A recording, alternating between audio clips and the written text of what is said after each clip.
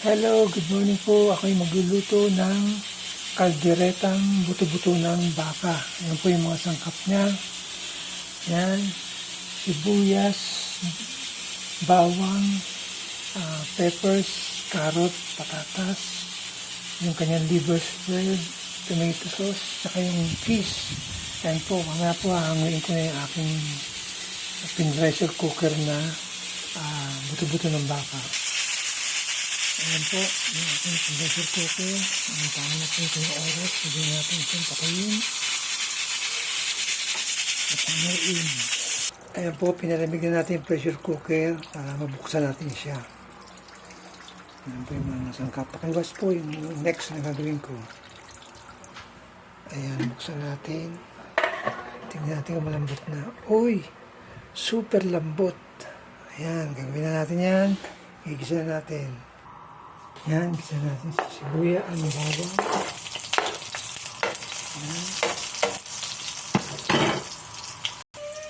Yan, sibuyas.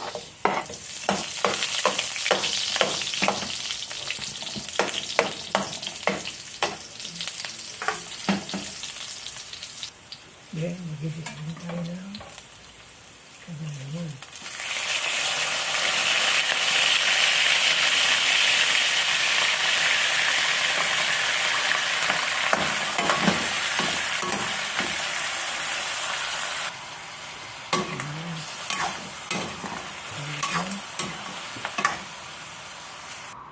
Then, babalik natin siya sa kanyang pinagkuluan.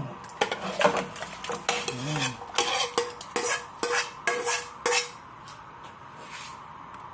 Hulog muna natin yung patatas. Ayan, at yung carrot. Hulog na po natin yung pep. Ayan, babalik natin. Then, takban natin. Ayan, kumukulo na. Lagyan na natin itong peppers, yung siling makopa. Nabalit natin.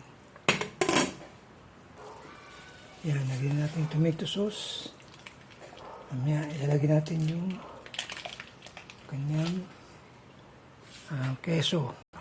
Next, ilalagay natin yung kanyang Reno liver spread. Yan. Then, yung cheese.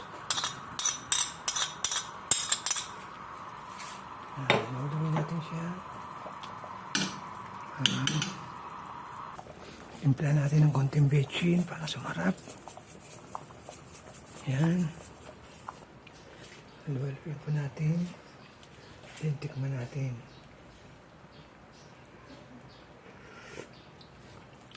Sarap na. Ayan, luto na po ang aking kaldereta. Buto-buto ng baka. Ayan. Salamat po sa inyong panonood.